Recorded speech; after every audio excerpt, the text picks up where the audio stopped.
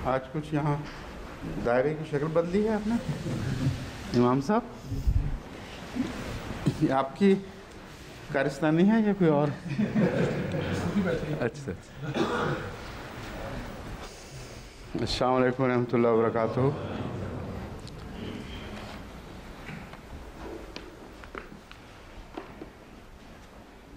आज 190 आयत से है या उससे पहले जारी था? अच्छा,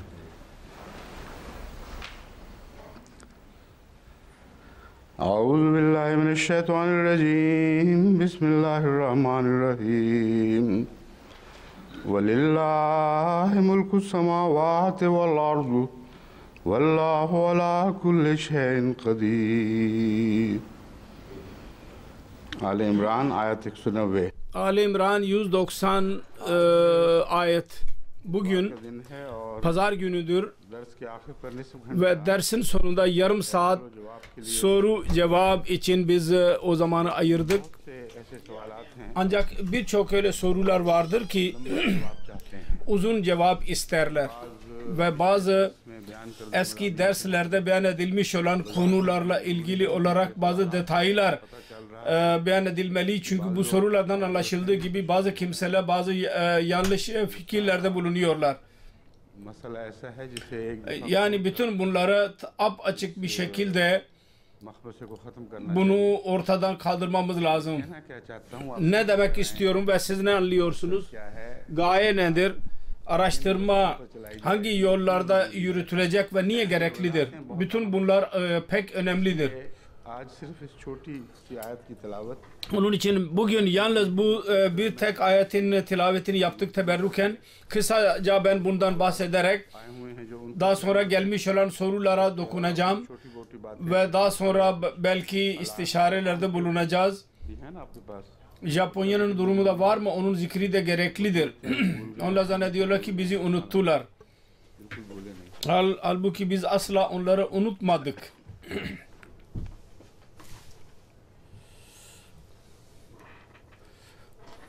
सबसे पहले वलिल्लाहि मुल्कुस समावाति वल अर्द। İlk olarak velillahi mulku semavati vel arz, Ali İmran 190. ayet. Mulkten ne murattır? Bunun hakkında Akrabul Mavarid'deki tercüme şöyledir: bir insanın sahip olabileceği ve kullanabileceği her şey demektir. Hem müzekker dişi olarak hem erkek olarak kullanılır. मुज़क्किर और मुअन्नस है ना, उर्दू में मुज़क्किर और मुअन्नस भी बोल लेते हैं। Müzekkir ve müennis derler. Urduca'da muzakkar ve muannas derler. Arapçadaki telaffuz Urdu dilinde de aynı şekilde bazen bulunmuyor. Urdu dilinde birçok defa birçok değişikliklere uğramışlar kelimeler. Bazı öyle değişiklikler vardır ki devam etmektedir ve yavaş yavaş kendilerine bir yer edinmektedirler. Mesela Hirkal kelimesidir. Sorulardan bir tanesi budur. Sen Hirkal okudun. Halbuki Arapçada Herakl'dır. Uruba'da Herakl kabul edilecek bir kelime değil ve Urdu'da ders olursa Hirkal dediğimiz zaman Hirkal okuyacağız. Aynı kelimeden padişah, bilinen bir padişah söz konusu olacak. Bu telaffuzun tasarrufları, değişiklikleri öyledir ki çok bilgili insanlar dahi kendi zamanında senet olarak kabul edilmiş olan Arapça aslından aslına ona kalmayarak Urdu dilindeki telaffuzuna kabul ederlerdi. Seyyid Muhtar Ahmed Şahjahanpuri bir defa mubliğ derdi. Ben bir defa çok konuştum. Ben biliyorum siz çok büyük bilgili bir zatsınız. Sen biliyorsunuz Arapça mablağdır, mubliğ değil. Ne olursa olsun derdi. Ben atalarımdan ne duyduysam ben onu okuyacağım. Mubliğ okurdu. Onun için telaffuzlarının değişikliklerini isteyen insanlar bu kadar küçük şeylere fazla önem vermesinler. Dil değişen bir konudur. Bir dere gibidir. Yeni orada dalgalar oluşur. Fakat bir şey vardır ki mutlaka değişiklik yapmamız gerekir, düzeltme. Bazen telaffuz uzun zaman hızlı bir şekilde konuşurken bir Kur'an-ı Kerim'in herhangi bir kelimesinin telaffuzu gerekli gibi eda edilmez. Orada asla bir riayete mahal yoktur. Öyle bir değişiklikler eğer yanlış bir şekilde olduysa, halbuki ben biliyorum bu telaffuz böyledir. Birisi dikkatimi çekmiştir, sen doğru okurken bir yerde böyle değiştirdiniz demiştir. Eğer telaffuz doğruysa ve tesadüfen orada bir hata olduysa bazen insan duyarken dahi fark edebilir. Bazen insanın dili kurumuş olursa bazen zihindeki olanı söylemek istiyor ama tam olarak eda edemiyor. Ancak bu bir mazeret değildir. Kur'an-ı Kerim'in telaffuzunda yahut ayetlerin tilavetinde azıcık bir hata dahi kabul edilmemeli. Caridir, fark etmez, insanlar bilirler demememiz lazım. Onları düzeltmek için bana hemen haber verin. İlk olarak buradaki ulemalar mevcut olan dikkatli bir şekilde bakmalıdırlar ki insanlar tekst göndermeye mecbur olmasınlar ve burada değişiklik yapılsın. Şimdi mulk kelimesi tartışılmaktadır.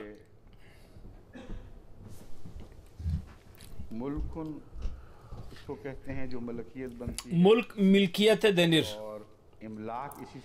ve imlak bundan çıkmıştır. Emlak derler Türkçe'de. Mülkte padişahlık vardır ve milk kelimesinde tasarruf vardır.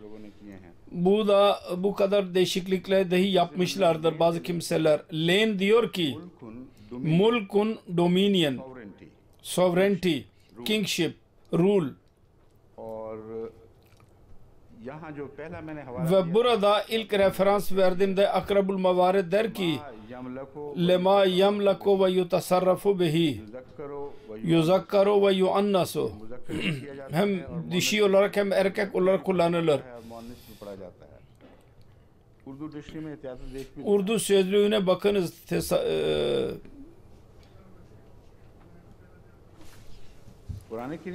Kur'an-ı Kerim'de Allah-u Teala ile alakalı olarak mülk kelimesi geçtiyse orada her iki anlam tam olarak bulunur. Ben zerre kadar şüphe içinde değilim. Baktım Kur'an-ı Kerim'de değişik yerlerde nasıl kullanıldığına baktım. Orada mulk da milkiyet dahi vardır ve padişahlık dahi vardır. Ve Allah-u Teala'nın malikiyet sıfatı ile alakası vardır. Malikiyette eğer milk düşüncesi daha fazladır. Bir insan maliktir.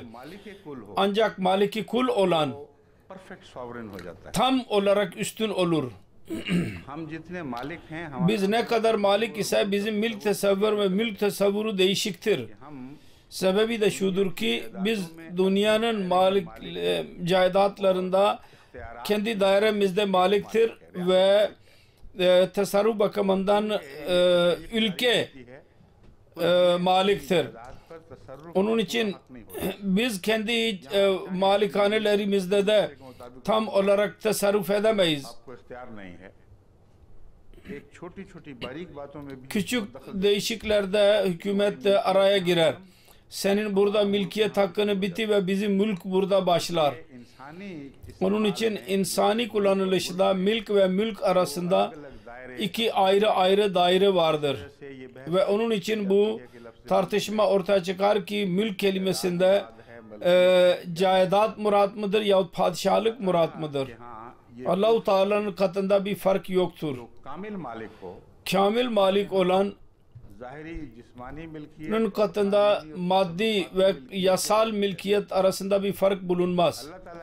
Allah-u Teala'nın katında her nerede mülk kelimesi varsa hangi şekilde olursa olsun iyi bir şekilde yerleştirin zihninize. Maliki kül anlamındadır ve orada सियासी तसर्रुफात हैं वो भी उसी के होते हैं। Politik tasarruflar dahi onundur, iktisat tasarrufları dahi onundur. मिल्कियत के दूसरे Ve milkiyetin diğer tasarrufları, mesela verese olarak kime verilecek vesaire, hepsi Allah-u Teala'nın hükmü geçer. जो उलमा ने उठाई है, Onun için ulemalar bu tartışma yaptılar. जरूरत है कि Gereksizdir bence. Ne murattır demeleri gereksizdir. Allah-u Teala ile alakalı olarak mülk kelimesinde her şey murattır. मुल्क और मिल्क और Mulk ve malikiyetin düşüncelerinde bu bulunur. इमाम रागिब ने İmam Ragib müfredata yazmıştır. आला Ibrahim Ayet lekad atena İbrahim el kitabe vel hukmete ve ayetana mulkan azima. Burada mulk Allah için मलकुल हक al melekul hak है, इसलिए dır. Onun için dedi ki lahul mulku हम ve lahul hamd. फरमाया कुल्लाहुम्मा Kulillahumma malikal mulke tutil mulka man tasha ve tanziul mulka mimman tasha. Orada mülkten murad bir insanı, bir şeyi ele geçirmek, ele almak, के लिए बतौर जिन elde etmektir. हर मुल्क मिल्क है। Her mülk milktir. Hazreti İmam Ragib rahimahullah आई है जो मैं आप benim söylediğimin aynısını beyan etmiştir. हाँ जब लफ्ज़ से मुल्क Allah katında mülk kelimesi kullanılırsa tamil olarak bir şeyi ele almak manasında olacak. Zahiri manada da फात की हर सूरत ve tasarrufun her şeklinde कुदरत में है। Allah-u Teala'nın kabzayı kudretindedir ve o padişahtır, maliktir.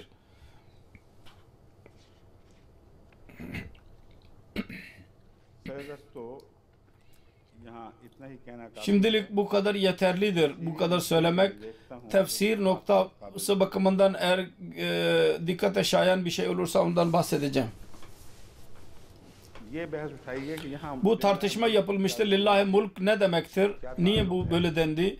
Ne alakası vardır? कहते हैं Bir müfessir diyor ki इससे पहले गुजर चुका है bundan önce geçmiştir. İnnallaha fakirun ve nahnu agniya. कौन गनी है और कौन फकीर Kim ganidir, kim fakirdir? ये निकाला गया है। Netice şudur çıkarılmıştır. Lillahi mulku semavati vel ard.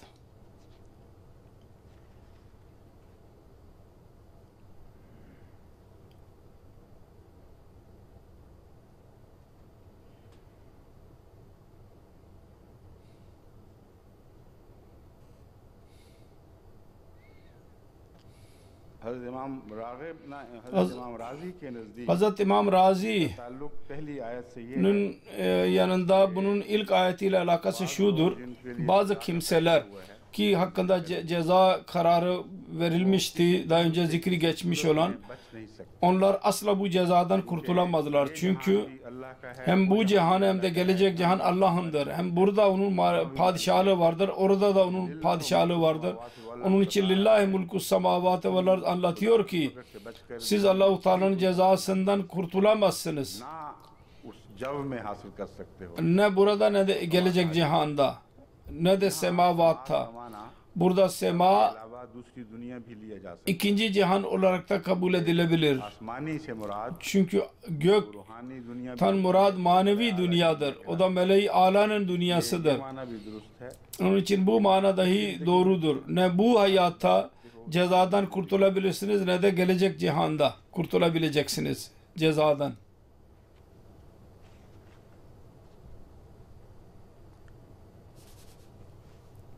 लेकिन सिर्फ सजा Ancak महदूद कर yalnız cezaya bunu sınırlandırmak doğru değil. जजा का भी तो जिक्र Çünkü cezadan, mükafattan dahi bahsedilmiştir. Özet şudur ki, ve bunda ben sonu erdiriyorum bu sözümü. Lillahi mulku semavati vel ardı ve ihtilafil leyli ve nahari la ayatil li ulil albab.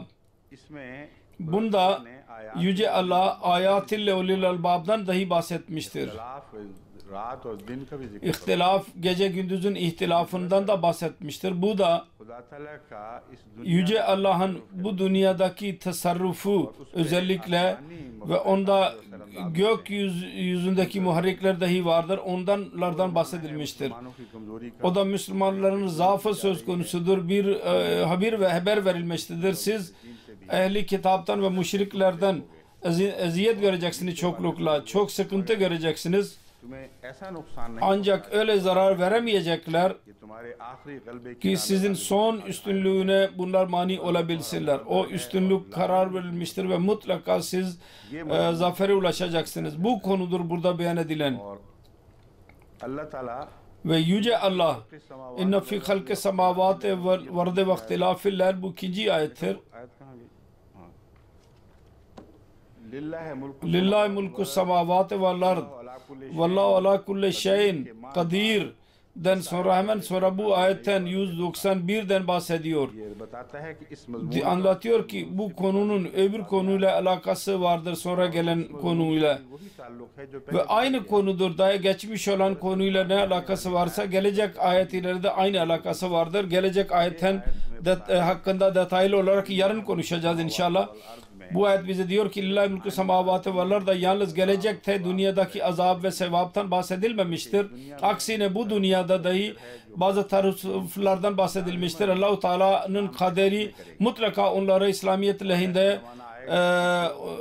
yürürlüğe koyacak ve malin kulları hem bu dünyada Allah'ın halis kulları bu dünyada ancak onlar malik olacaklardır ve onlar maliğin temsilcileri olacaktır. Bu konuda Hz. Mesih Maud Aleyhisselatü Vesselam çok yüce bir nokta beyan etmiştir. Kur'an-ı Kerim'in sıfatlarında Fatiha suresinde Allah-u Teala beyan etmiştir.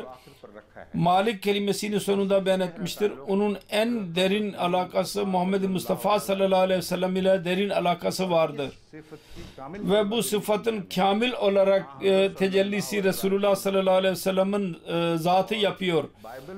Ve Kitab-ı Mukaddes'te dahi Bible'da önceden verilen bir haber vardır. Bir bahçeden bahsediliyor, üzüm bahçesi. Orada Malik'in gelmesinden bahsedilmiştir. O da Hz. Muhammed Resulullah sallallahu aleyhi ve sellem'in gelişiyle tamamlanmıştır.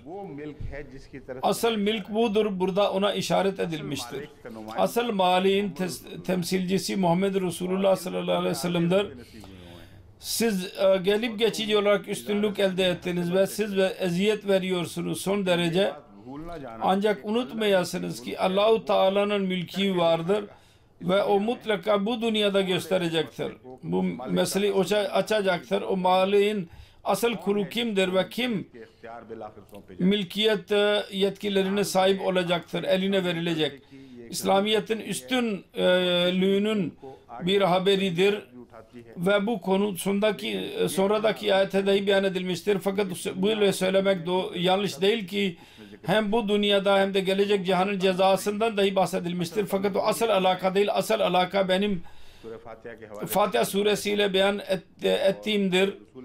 Hz. Resulullah sallallahu aleyhi ve sellem'in hakkında bu haber hem İncil'de vardı. Onunla alakalı olarak ben bunu beyan ettim. Bu gelecek olan zamandır, onun başlangıcı bu devirde gözlerimizin önünde başlamıştır. Başlangıç Mesih Maud Aleyhisselatü Vesselam yaptı. Hz. Müslim Maud radıyallahu anh zamanında dahi daha başlangıç safhasındaydı. Hz. Müslim Maud radıyallahu anh diyor ki है साथ साथ आई इस्लाम की जंगों की आगाज तो मैं कर दूं अंजाम खुदा जाने. Şimdi İslami savaşların güzel saati gelmiştir. Ben başlangıç yaptım. Sonunu Allah bilir. Müslüman Maud zamanına kadar bu başlangıç idi. Mesih Maud Aleyhisselatü Vesselam dahi günahtan necat nasıl mümkündür? Bunda beyan ettiği konu tam buna uygundur. Onun için eğer birisi bir hata içindeyse ben başka bir şey söylüyorum ve Mesih Maud Aleyhisselatü Vesselam zamanında her şey aydınlanmıştır derse o bunu yanlışlığı ortadan çıkarsın. Mesih Maud Aleyhisselatü Vesselam açık olarak yazmıştır. Benim gelişimin başlangıcı biraz tam olarak açığa çıkmayacak ve gelecekte beyaz bir minare üzerinde benim ayağım olacak ve kuvvetli delillerle herkes beni tanıyacak. Elhamdülillah biz artık o devire girdik. O devirin sözleri başlangıçtan bari vardı ve ebedi olarak vardı. İnşallah bunları yarın gireceğiz bu konulara. Şimdi birçok konu birikmiş olan konulara giriyorum. Değnek एक शिकवा मिला है पाकिस्तान से। değişik konulara. Pakistan'dan bir şikayet geldi. Bizim bir arkadaşımız vardır. मैंने लतीफ़ा सुनाया था। Dün bir latifa beyan ettim. मुझे ज़बानी याद है। Dün mü yahut evvelsi gün mü? वो मैंने कहा था कि बड़ी Ben dedim ki माना हरकत है हमारे zalimane bir harekettir. Bu Pakistan'da bu cehalet vardır. Bazı kavimleri bazı kötülüklerin sembolü haline getirdiler ve bazı özelliklerin sembolü haline getirdiler. माशरा जो पंजाब में पाया जाता Pencap'taki çiftçilik है खुसूसियत से özellikle bu kötülük vardır. का लतीफ़ा Her ahmaklık cülahalara isnat ediyorlar. Ve dini olursa sihlere isnat ederler. Bu cahilane bir düşüncedir. İslam buna izin vermez. लेकिन क्योंकि वो लतीफ़ा Ancak bu latifa bir cülaha को पता ही है ya isnat ediliyordu. Herkes onu bilir. Oradan cülaha kelimesini ortadan çıkararak size bir fayda veremezdim. करके Beyan ederek onun aleyhinde अपने ज़ाती ख़यालात का इजहार कर सकता kendi düşüncelerimi beyan edebilirdim. है। तालीम पर मबनी O da Kur'an-ı Kerim'in talimatına ज़ाती इसलिए कि के मुताबिक बड़ा uygundur. Çünkü benim kalbimde onlar hakkında bir coşku vardır. बाज़ कौमों को ज़लील कर दिया Bazı kavimleri küçük düşürülür कि तरक्की का मुझे ve onların वो कौमें ज़लील हो जाए कर o kavimler küçük düşerler. Bunu तफरीक और ये iyi bilmemiz lazım ve bu cehalet sözlerini ये सही पैगाम unutmamız lazım. की बजाय Bunu kabul edeceklerine दुखे हुए दिल çok लिखता है। bir cülaha bana yazdı. ये जो Benim etrafımda ne kadar çiftçi varsa zaten eskisinden daha fazla beni küçük düşürüyorlar. लाजारी सारा Ve benim kalbimi incitiyorlar bütün gün. जो है देखो जी Bu bakın bu cülahadır. Bana işaret ederek. Sana da demiştir sen ne kadar ahmaksın. Bu çok büyük bir zulümdür. मेरे कंधों पर Kendi günahını bana isnat etmeyiniz. खुला खुला Ben asla açık olarak söylemiştim. Bu Kur'an-ı Kerim'in talimatına aykırıdır. वाकया अब ये है मैं आपके साथ Ve olay şudur, ben kabul ediyorum. हम मुगल कहलाते हैं Biz Moğol kulu kabul ediyoruz ama Mesih Muhammed Aleyhisselatü Vesselam der ki ben Farisiyul asılım ben. तो जी ये भी हो सकती है Benim bir anlamı şudur ki Moğollar मैं आकर अब İran'a gelerek yerleştiler दोनों बातें बयां ve her ikisi bir anda doğru olabilir. Fakat Mesih Muhammed Aleyhisselatü Vesselam açık yazmıştır. गलती हो गई होगी Bir hata olmuş olacak. Aslında biz Farisiyul asılız. एक खिताब भी होता है वो Bey bir hitap vardır. मैंने मुगलों की O vardı. Şimdi ben Moğolların güzel bir kabul ediliyor. Bizim akrabalarımız Pathanlarda da vardır. Seyyidlerde de vardır. Benim dayımın karısı Seyyid idi. चौधरियों में भी Çavdrilerde de benim kız kardeşim Çavdrilerdedir. बेचारे की दिलदारी की खातिर मैं बताता हूँ Onun kalbini कि मैंने खुद yumuşatmak için diyorum, ben kendim gördüm. अकल वाला Büyük kabul edilen, akıllı zannedilen kabuller, öyle mahmaklar insanlar dahi vardır onlarda ki insanın aklı hayret içinde kalır. माँ कहलाने वालों में बड़े कमीने आदमी भी Çok küçük insanlarda dahi vardır onlar arasında. माहौल में जरूर Kendi ortamda bir örnek olurlar onlar. Moğollarda da vahiy çok ahmaklar mevcuttur. Seyyidlerde de çok ahmak insanlar vardır. दूसरी कौमें जो हैं Ve diğer kavimler, Pathanlar vesaire hepsinde mevcuttur. बेवकूफियां करते हैं Onlar ahmaklık yaparlarsa onların ahmaklıkları zata isnat edilir. Filan kimse çok düşük bir kimsedir denir.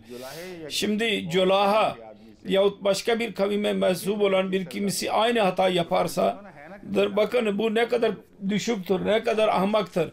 Bu kavim öyledir derler. Bu cehalet sözleridir. जिनका अहमदियत में मौजूद होना Ahmediye cemaatinde bunların olması çok büyük bir günahtır. Çünkü Hz. Resulullah sallallahu aleyhi ve sellem son Hiccetul Veda hutbesinde bunları ezmişti ayağının altında. Resulullah'ın ayağı altında ezilmiş olan ve reddedilmiş olan ebedi olarak bizim kalbimize girerse bizim kalplerimiz çok düşük olacak.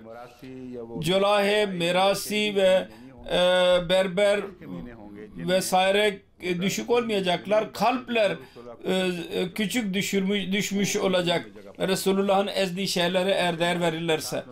Onun için özür dileyerek söylemek istiyorum. Gayem buydu. Ben söylemiştim ki insanların kalbinden bunlar çıkmış olsun. Ancak bu çok meşhur latifelerdir. Benim ismimi gizlemekle bu gizlenemez. Onun için ben bunu beyan etmeliydim ve bunun aleyhinde talimat ileri sürmeliydim. Fakat küçük kavimler arasında çok saygıdeğer insanları da gördüm. Çok yüce ahlaka sahip, çok muttaki, Allah korkusunda olan aydın insanlar ben gördüm. Her yerde bu vardır. Gelecek ayet ile bunun alakası vardır. Ancak bugün onun şikayeti vardı. Uzun sürmesin onun şikayeti. Onun için ben yarın tekrar olursa bundan bahsedeceğim. İnne fî halqi semâvâti vel ardı ve ihtilâfil leyli ven nehâri la âyâtin li ulil albâb. Bu konuyla alakası vardır. İnşallah ben yarın tekrar bundan bahsedeceğim. Tokyo'nun haberleri budur. Allah-u Teala'nın lütfuyla çok güzel bir şekilde iş yapılmaktadır. Japon kavmi tarafından gün geçtikçe methediliyor bizim işimiz. Çok olağanüstü örnekleri vardır. Çok merhamet eden bir kavimdir. Sevgiyle bizim yalnız şükür bize etmediler. Fiilen her bakımdan bize yardım ederler. Bu Japon'un çok güzel ahlaka sahip olan bir kavimdir. Fark şudur ki o ahlak nispeten yüzeyseldir. Allah-u Teala'nın varlığında bunlar yoktur. Bizim bu ahlaklara daim kılmalıyız. Onun için kendi ilişkilerimizi Japonya'da sık sık Allah-u Teala'ya geri getirin onları. Çünkü onlarda Allah-u Teala ile kişisel alakanın konusu hiçbir yerde görmek mümkün değil. Ruhlarla vardır, padişah ile alaka vardır. Onu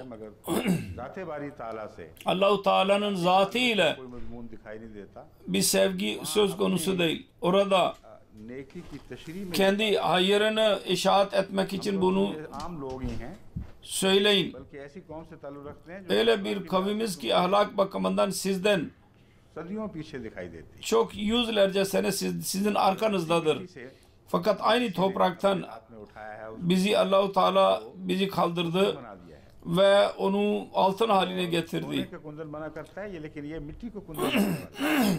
Toprağı altın haline çevirmiştir Allah. Ve bizim aramızda ahlak, gördüğünüz ahlak vasıfları hepsi Kur'an-ı Kerim'den ve Resulullah sallallahu aleyhi ve sellem'in zatından çıkmıştır. Onların talimatı ve maneviyatı bereketle bizim aramızda güzel ahlak vasıfları oluşmuştur. Her birisine nutuk çekmek söz konusu değil. Bu konuyu kafanızda bulundurun ve zaman gelince birisi kabul ederse ona sevgili bir şekilde bunları beyan edin. Diyor ki Tokyo'nun TBS televizyonu bizim kampa geldi ve konuştular. Onu kayıda geçirdiler görevlilerle ve parlamento bir üyesi Sati Suki İda bizim yanımıza geldi ve bizim işimizi görerek çok memnun kaldı. Onların karısı da yanındaydı. Sonra KDD Japon şirketler grubu Mr. Villa Valla mıdır nedir? Wow लाम अलिफ लिखा हुआ सिर्फ आपको याद नहीं कोई ऐसा नाम हमारे रजाकार मिस्टर विला लिखा हुआ Mr. Villa देखकर आज एक işimizi görünce दस्ती फोन जो मोबाइल फोन है mobil fon तोहफे के तौर पर पेश किया bize hediye olarak bize vermiştir. अंदरूने मुल्क और बैरूने Ve ülke içinde ve her yerde phone से जो भी bu telefonla ne kadar telefon edebilirsek खर्च भी नहीं देना पड़ेगा ये bir kuruşa harcamamız gerekli değil. Shell company ने Hatta Shell şirketi पंप को हदायत की है kendi pompasına जो भी अहमदी गाड़ी direktif vermiştir. Ahmedilerin hangi गरीब नमूने हैं arabası benzin alırsa ondan para almayacaksınız. Çok güzel, hayret vericidir. Pakistan'da biz her nerede hizmet edersek bolalar gelirler. Bunları dövün, onları öldürün derler. Bunlar aleyhinde mahkeme açın. doktorlar kendi işlerini bırakarak gittiler ve orada onların aleyhinde davalar açıldı. Pakistan'ın fakir insanlarına yardım etmiştir. Bu da Resulullah'ı küçük düşürmektir. Resulullah'ın karakterinde bu yoktu güya sanki. Molla'nın karakteri Resulullah'ı görüyor. Onunla tabii ki bu ona uygun değil. Ancak Resulullah sallallahu aleyhi ve sellem'in karakterinden biz her şeyi öğrendik. Asıl odur. Her yerde güzellik olarak parlar. Fakat onlar aleyhinde bu davalar, iddialar açılmıştır. Bunları öldürmemiz lazım, asmamız lazım. Çünkü büyük küstahlık yaptılar. Fakir hastaların evlerine giderek para almadan tedavi ediyorlar. Bu nasıl İslam'dır derler. Ama Japonya'ya bakın, ne güzel bir tepki gösterdiler. Bu gibi sözler hayret vericidir. Böyle bir araba para vermeden alacak ve biliyorlar Ahmedi bunu yanlış bir şekilde kullanmayacaklardı. Başka birisi olsaydı orada büyük bir sıra oluşurdu. Bir taraftan alır, diğer taraftan da satabilirlerdi. Almanlar ve Hollanda'nın görevlileri o kadar etkilendiler ki bizim kampa gelerek bizimle birlikte hizmet ederler. Burada hizmetin tadı başka yerde yoktur derler. Güzel örnekleri görmemiz mümkün.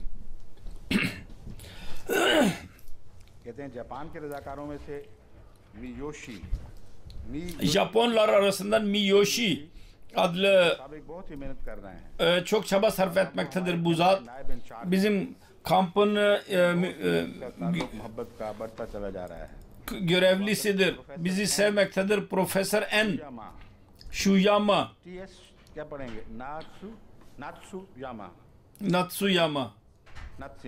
Natsuyama.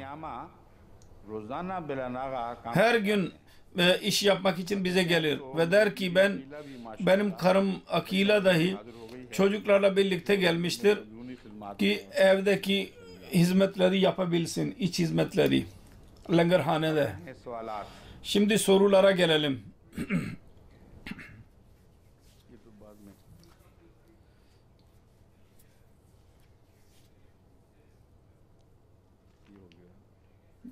Bu olmuştur. Bunu daha sonra ele alacağız.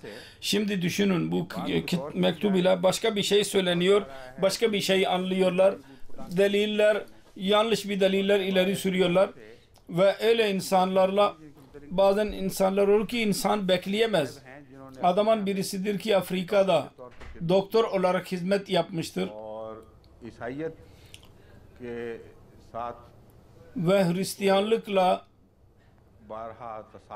birçok defa yarışmaya girdi ve Kitab-ı Mukaddes'i okumuştur bilgili bir şekilde.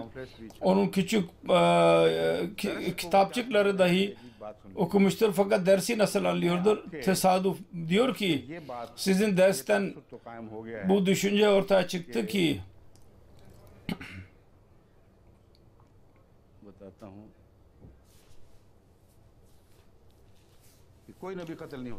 hiçbir peygamber öldürülemez. Ben onu söylemedim. Ben söylemedim. Mesih Muhammed Aleyhisselatü Vesselam demedi.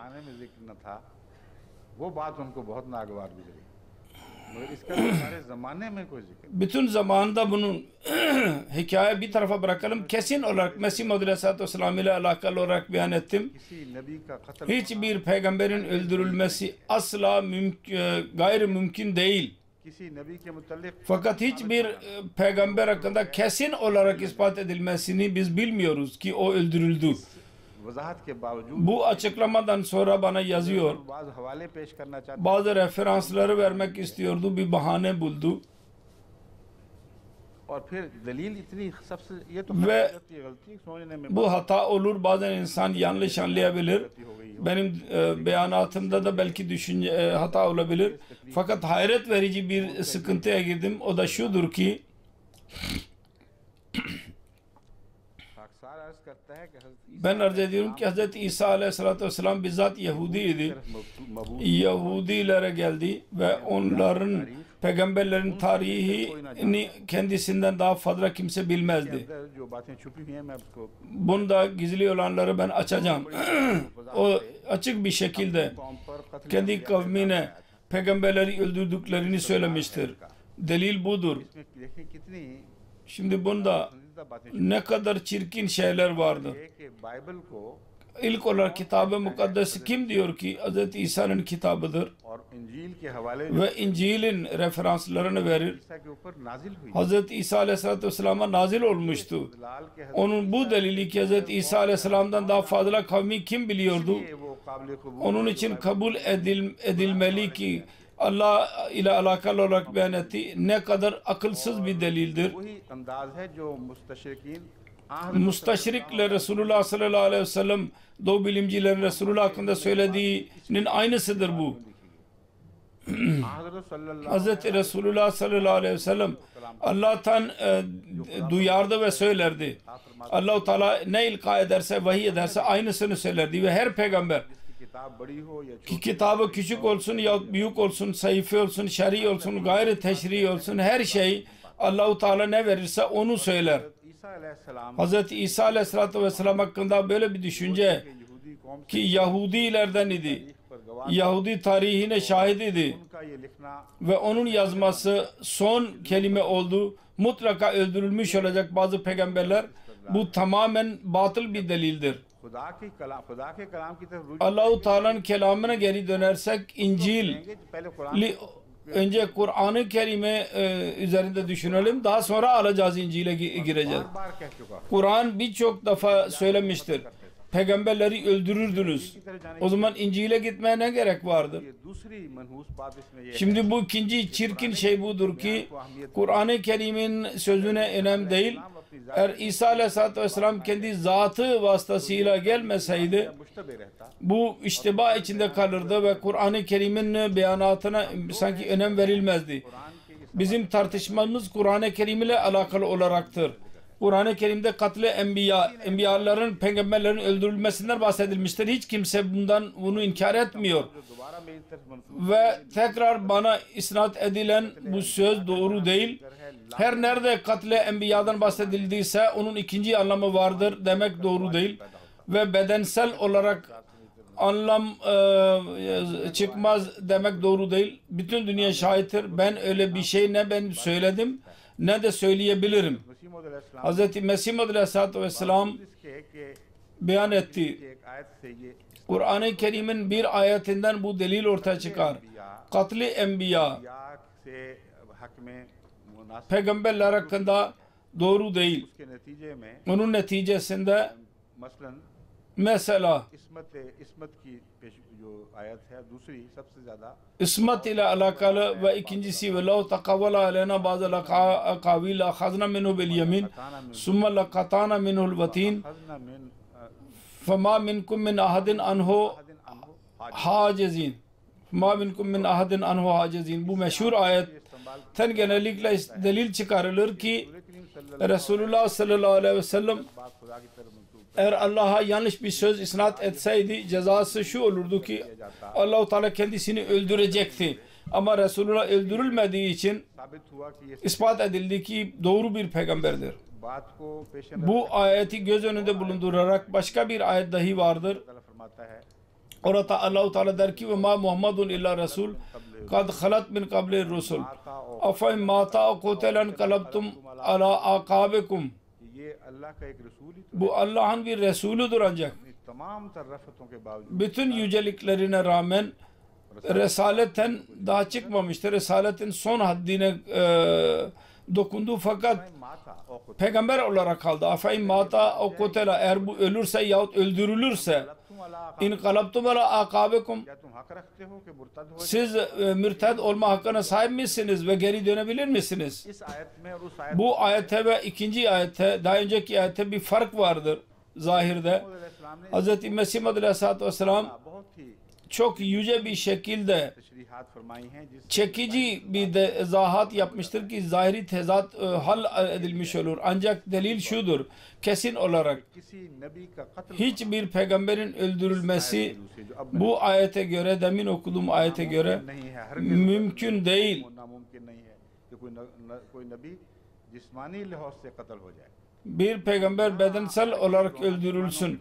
Çünkü burada manen öldürülmesi söz konusu değil. Afaim mata kutelada लाजिमन जिस्मानी lazimen maddi olarak öldürülmekten bahsediliyor. Ve onun için Mesih Muhammed Aleyhisselatü Vesselam kesin olarak demiştir ki benim yanımda, benim katımda peygamberleri öldürmek हाथ से भी bedensel olarak dahi Kur'an'dan ona göre uzak değil olabilir.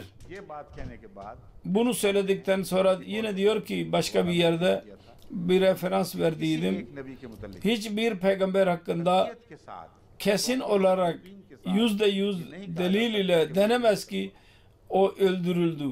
अब ये इस्तेमाल बिल्कुल खुला और वाज़ेह इसमें कोई Şimdi bu delil apaçıktır. उसको ये हजरत Bunu इस तरह फिर डेवलप करते हैं, कहते हैं बस der ki हजरत मसीह मौद अलैहिस्सलाम Mesih Muhammed Aleyhisselatü Vesselam yazmıştır ki hiçbir peygamber कत्ल kesin bir şekilde öldürülmemiştir, ispat edilmemiştir. Bundan जो निकाल रहे हैं वो hangi delil çıkarıyorsanız doğru değil. Çünkü sebebi şudur ki अदम इल्म से अदम शय लाजिम नहीं आता। adme ilim, bilginin yok oluşunda bilgi şeyin yok oluşu ispat edilmez. Biz onu Cami Ahmediye'de ilk senede okuduyduk.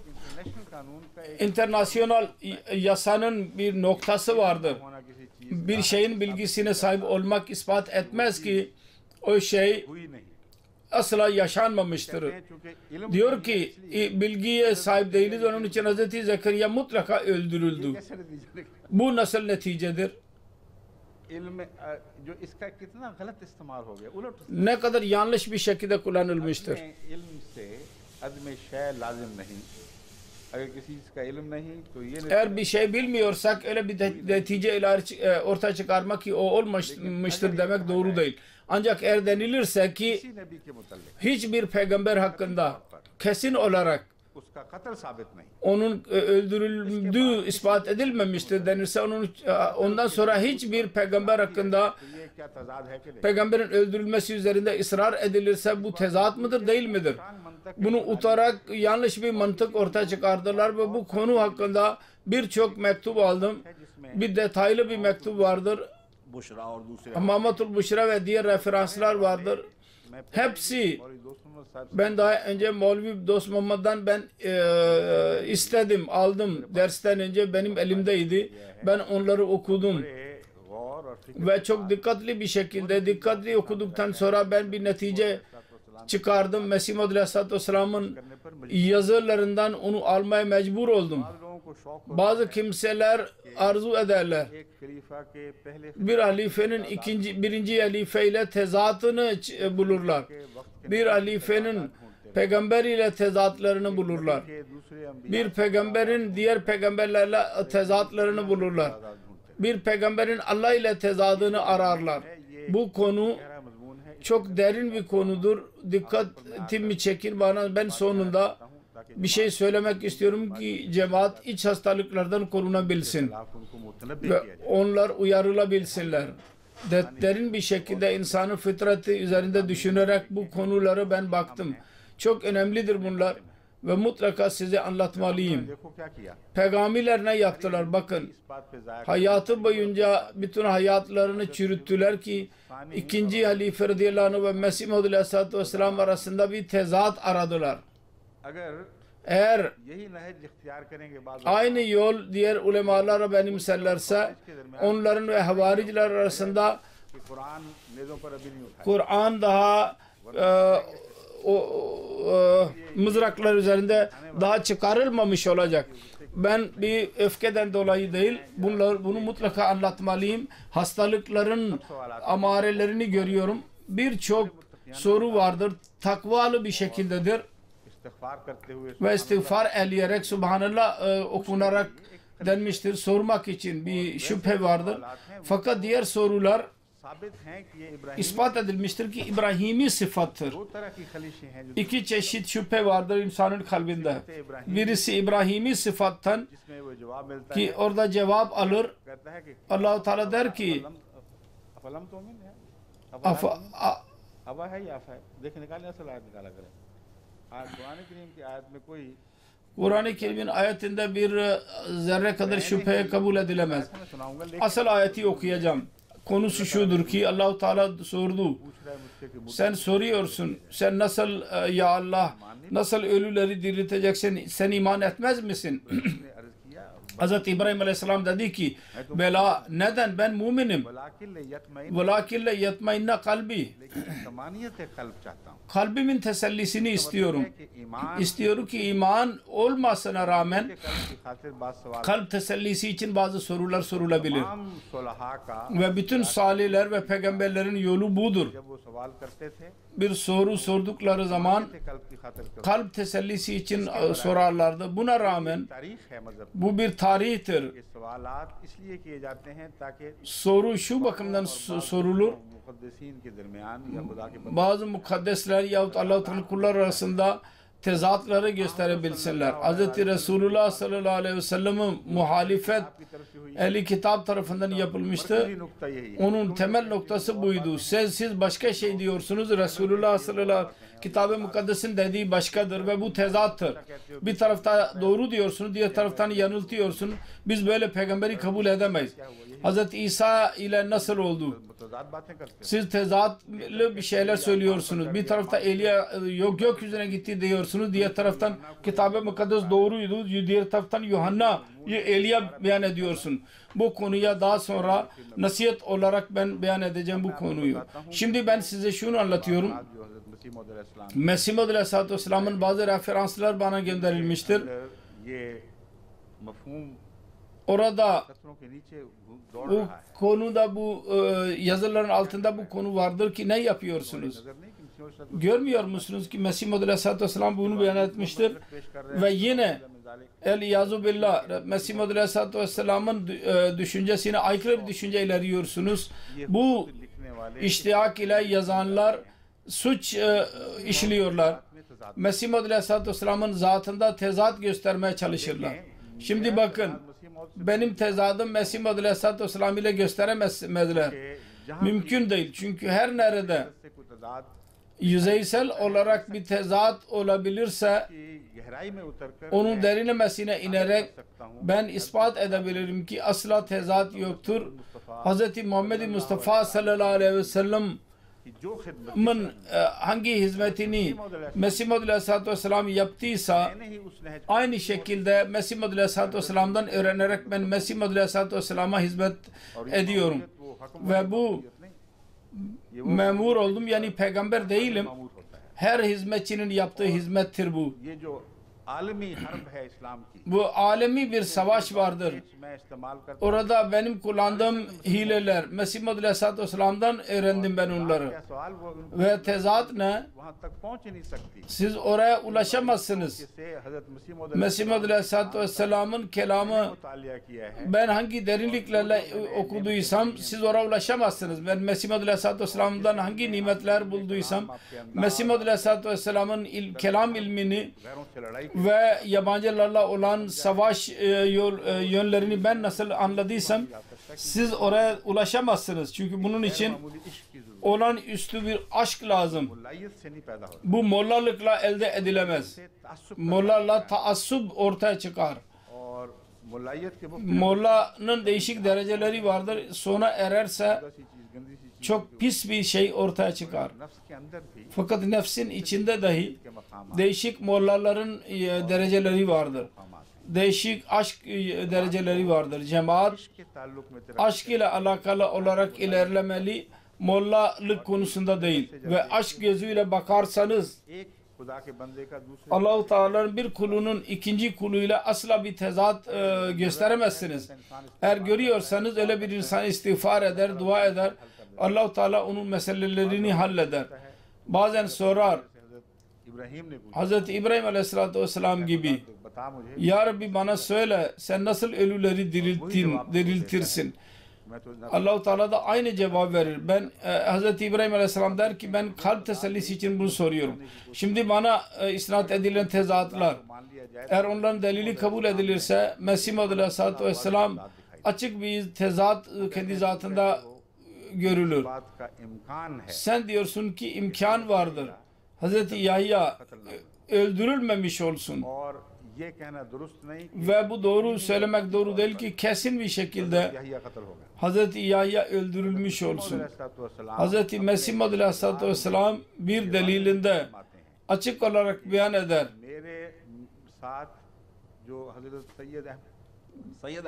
Benimle birlikte Hz. Seyyid Ahmet'in bir alakası vardır.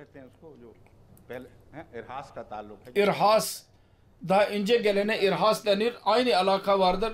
Hz. Mesih ile Hz. Yahya'nın da aynı alakası vardı. Her ikisinin öldürülmesi gösteriyor ki her ikisi arasında da bir benzerlik vardır. Mesih Maud Aleyhisselatü Vesselam bunu yazmıştır. Yahya'nın öldürülmesi kesin nasıl değil diyebilirsiniz. Bir tarafta bunu yazmıştır, diğer tarafta demiştir ki hiçbir peygamber kesin olarak öldürüldüğü ispat edilmemiştir. Şimdi söyleyin tezat nerededir? Mesih Maud Aleyhisselatü Vesselam'ın bir sözünün ikinci sözüyle tezadını siz ispat ediyorsunuz. Ve benim sözümün Mesih Maud Aleyhisselatü Vesselam ile tezat içinde olduğunu ispat edemezsiniz. Eğer denirse hiçbir peygamberin öldürülmesi ispat edilmemiştir. Ondan sonra denilirse ki filan dahi öldürüldü, ben de Mesih Maud'um. Her ikisi arasında zahirde bir tezat olacaktır. Onun için orada genel deliller o zaman anlarsınız. Ne zaman ki Mesih Maud Aleyhisselatü Vesselam'ın cihad uslubunu bundan vakıf olasınız. Münazaralar olmuştur yabancılarla. Onlardan vakıf olursanız peygamberlerin cihad uslubundan bunu bilmeniz lazım. Kur'an-ı Kerim yabancılarla nasıl konuşuyor ondan onu görürseniz o zaman bir tezat olduğunu göremezsiniz. Mesih Maud Aleyhisselatü Vesselam'ın merkezi noktası şudur ki benim ve Mesih arasında benzerlik kesindir. Yoksa ben ona kendisiyle benim aramda bir benzerlik olamaz. Onun için önemli konularda mutlaka bazı benzerlik olmalı. Fakat benzerlik hakkında der ki bu konuyu o kadar çoğaltamayız ki Mesih nasıl çarmıha gerildiyse ben de gerileyim. O nasıl dövüldüyse ben de dövüleyim. Hayır, bu demek değil. Bazı kesin deliller olmalı ki her insan onlar arasında bir benzerlik olarak bunları kabul edebilsin. Bu benzerlik konusudur. Benim beyan ettiğim her iki soru ile ilgilidir. Birisi Hz. Zekeriya'nın muamelesi ve birisi Hz. Musa.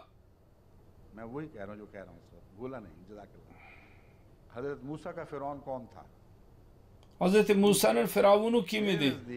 Bence değişik zamanla beyan edilmiştir. Onlardan bir tanesi Hz. Musa ve Hz. İsa arasındaki zamanı tarihsel olarak Hz. Resulullah sallallahu aleyhi ve sellem ve Hz. Mesih aleyhisselam arasındaki zamanı gibi göstermektedir. Onu kabul edersek hangi firavun olacak ve birçok soru vardır. Ben daha sonra ondan bahsedeceğim. Şimdi bazı kimseler derler ki ben kendi bilgi bir nokta beyan etmek için söylüyorum. Onlar düşünemezler. Benim hizmetlerimin gayeleridir. Ben hangi konularda derin mutaladan sonra mecbur oluyorum. Bazen öyle bir düşünce beyan etme mecbur oluyorum ki bildiğiniz düşüncenin aykırı olur.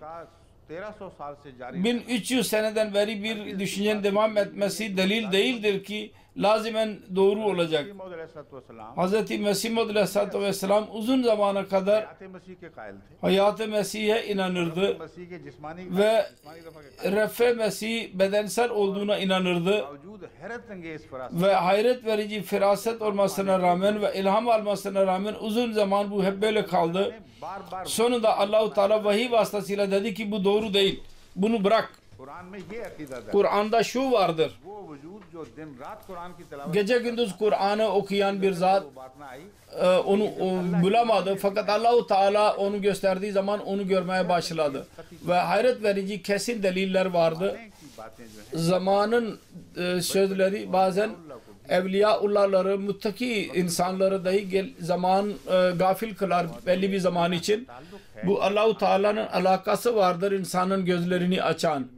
Onun için kendi bilgisine iftihar ederek demeyiniz ki zahiri şekilde gördüğünüz doğrudur. मुमकिन है कि Mümkündür ki Allahu Teala ज़मीन से bazı konulardanları perde kaldırmak için yeni bir devri başlatsın ve और रहनुमाई doğru hidayet से रस्तों पर चला yolunu öyle yollar üzerinde yürütsün ki bazı önemli konular İslamiyet'in के तौर पर lehinde olarak büyük yücelikler ortaya çıksın. Bu konuydu. Ben sizin dikkatinizi buna çekmek istiyordum.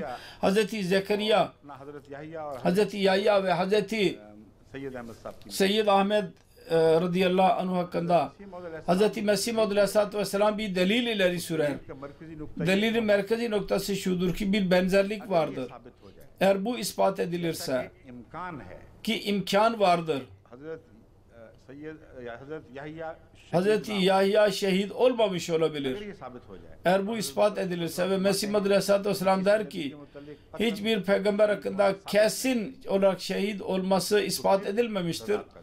O zaman tezat söz konusu olacak.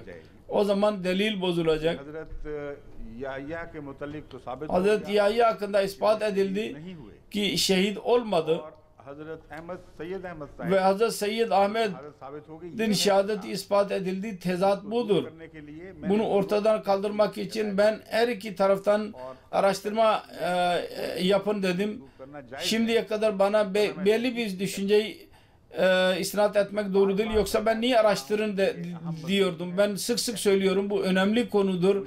Araştırma yapmalıyız. Ben zerre kadar şüphe içinde değilim ki bu araştırma उठाएगी, bazı sırları ortaya çıkaracak. Onlardan bir tanesini mutlaka ispat edecek. Ya şu ki her ikisi şehit olmuş olacak. हजरत याहिया भी Hazreti Yahya Syed अहमद साहब ve Hazreti Seyyid Ahmed dahi के दोनों के yahut her ikisinin konuları iştibah içinde, şüphe içinde kalacak ve şüphe içinde olan जिक्र मिलता है तारीख में, konuların zikri फिर दिखाई देनी vardır. Orada da bir benzerlik söz konusudur. वाकयात हुए हैं, Mutlaka öyle hadiseler vardır. Hazreti Seyyid Ahmed hakkında gaybubiyet kelimesi kullanılır. Yahya के जिक्र Ve Hazreti Yahya ile alakalı olarak şimdiye kadarki araştırmalarda में हजरत याहिया के गायब Hazreti Yahya'nın kayıp oluşu imkanı mevcuttur. हजरत सैयद अहमद साहब का Hazreti Seyyid Ahmed तन से जुदा सा din başı, kesik başı gösterilir. हासिल किया गया, Bir yerden ele alındı. Ve aslında नहीं था बल्कि वो onun bedeni delil değil, başı idi öldürüldüğünü gösteren. Ve aynı şekilde Hazreti Yahya hakkında da vardır. कि जिस्म नहीं था बल्कि वो Beden değildi, başı idi. वो सबूत था Hazreti Yahya'nın öldürüldüğünü işaret eden. कि भी Şimdi o baş न सर है न Çin hikayesinin dahi bir इस सर की कहानी का भी न सर है न पैर, ne bu hikayenin de öbür hikayenin asla bir delili yoktur. जो बयान कर रहे Çünkü diğer deliller buna muhaliftir. Onun için हैं, bir Sih padişahın, bir generalın bir yerden bir baş alarak demesi bu delil gösterirse doğru değil. जहाँ तक Gaybubiyet meselesine gelince bu gaybubiyet değil. जो फर्जी गैबूबियत लोगों की तरफ Faraza gaybubi insanlara isnat edilen.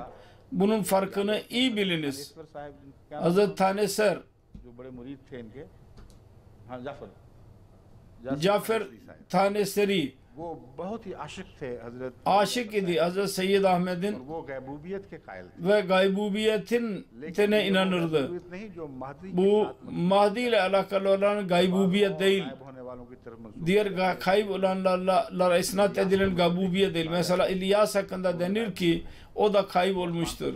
Gökyüzüne götürülmüştür. Yahut İsa Aleyhisselatü Vesselam'ın gayb oluşu gökyüzüne gitti beyan edilir. Bu o gaybubiyet değil. Gayb oluşu. Ölmemiştir, bir yerde gizlenmiştir diyordu.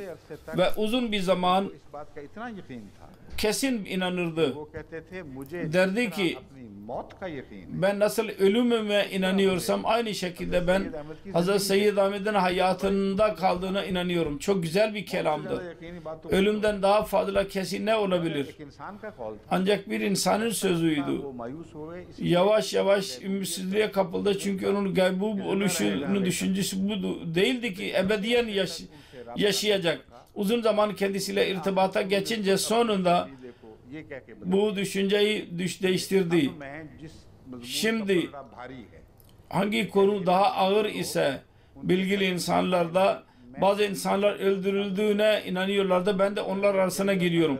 Syed अहमद से Çünkü Hazreti Seyyid Ahmet radıyallahu anh ile ben asla bir mesaj alamadım ve kendisiyle de irtibat kuramadım. O kadar uzun zamandaki ümitsizlikten sonra ben mecbur oldum ki ikinci taifeye gireyim. महबूबियत का Fakat gaybubiyetin और उन लोगों o olayla ve o insanlarla bir ümitsizlik alakası vardır. वहाँ रह Ve orada kalarak insan मालात के साथ एक ताल्लुक है yaşayamamış olmasıyla bir alakası vardır. रंग की थी Ve öyle bir haber vardı ki Hz. İsa Aleyhisselatü Vesselam demişti ben gideceğim. Kaybettiğim की तरफ नहीं मगर şeylere, keçilere. बात Burada keçiler değil başka bir hücrelere ikinci karısı vardı. वाक्य मशहूर वाक्य शहादत Meşhur şehadet olayından önce ने ये बताया kendisine söylemişti ki ben kayıp olmak üzereyim. और मुझ पर एक जमाना आएगा जब मैं Benim bir zamanım olacak ki ben kaybolacağım. गवाही मफूज Onun kesin delili vardır.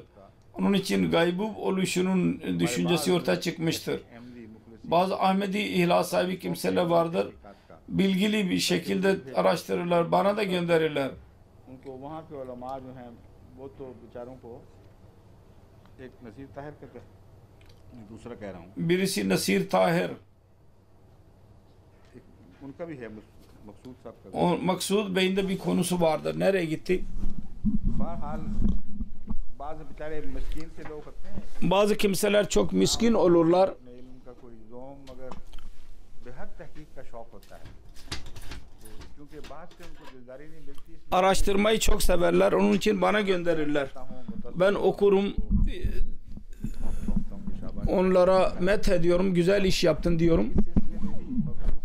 Bu konuda dahi Maksud Bey UBL में हैं Yubi eldedir o. उन्होंने अपना एक मजमून मुझे भिजवाया Belli bir konusunu bana gönderdi. Ben Hazreti Yahya hakkında yazmıştım. से बड़ा डरता हूँ Mollalardan korkuyorum. आपको भेज रहा हूँ Size gönderiyorum. और उसमें उन्होंने बात बड़े Ve orada çok güzel bir bazı noktalardan bahsetmişti. दरस के बाद मैंने Bu पढ़ा है konu ben dersten sonra okudum ve dersten sonra निकात जो हैं बाद bunun noktalarını size ben beyan edebilirim. पहले मैं Ancak daha önce किताब है वो कहते हैं bir भेजी kitap vardır. Kitabını bana göndermemiştir. मजमून के मरकजी निकात भेजे हैं Makalenin merkezi noktalarını göndermiştir. Kitap göndereceğim diyor. Ben kitabı yazmış bulunuyorum. Kitap gelince o zaman inşallah ondan istifade ederek zikredilen sözlerden bahsedeceğim size. है खत ये है दमिश्क से आया हुआ Bu Dimaşk'tan mı gelmiştir? अच्छा रोचेस्टर Doktor Nasir Tahir.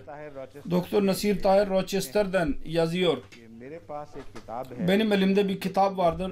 सब शहीद Hazreti Seyyid Ahmet Şehid'in detaylı zikri vardır bu kitapta.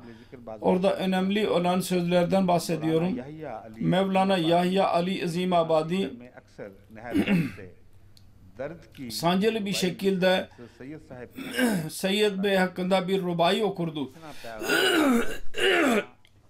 जब तबाक हुए यार से गुजरे कौन सी रात आ पाएंगे Sen ne zaman geri geleceksin? Ben seni çok जो bekledim. रुबाई है ये Bu rubai हजरत मियां बशीर अहमद साहब Hazret Mirza Beşir Ahmet radıyallahu anhu'dan ben duymuştum. की जिक्र में मुझे बताई थी Ve bununla alakalı olarak söylemişti. आला कलाम है हजरत मियां Çok yüce bir kelamdır Mir Dard'ın. मौलवी मोहम्मद जाफर साहब Mevlevi Muhammed Cafer Taneseri, सवाने अहमदी व तारीख Sıvane Ahmedi ve क्या है लफ्ज़ नहीं बड़ा अजबिया जो सैयद है तारीख अजीबा या Tarih-i Aciba'nın yazarı साहब के बहुत बड़े Seyyid Bey'in यार और वाक़िफ़ büyük tezkiresi, onun durumunu iyi bilendi. मौलाना अब्दुल हई साहब Abdullah'ın babasına yazar, खानदान Patna ben Patna'nın bir ailesinden सैयदना के हुजूर में इंतसाब बैत रखता हूँ biat etmiş bulunuyorum. Eğer direkt olarak dahi तबा फांसी घर bir defa ben Pansi evine gittim. 26. sayfanın Tarih-i Acibiyesinden onun yazısı vardır.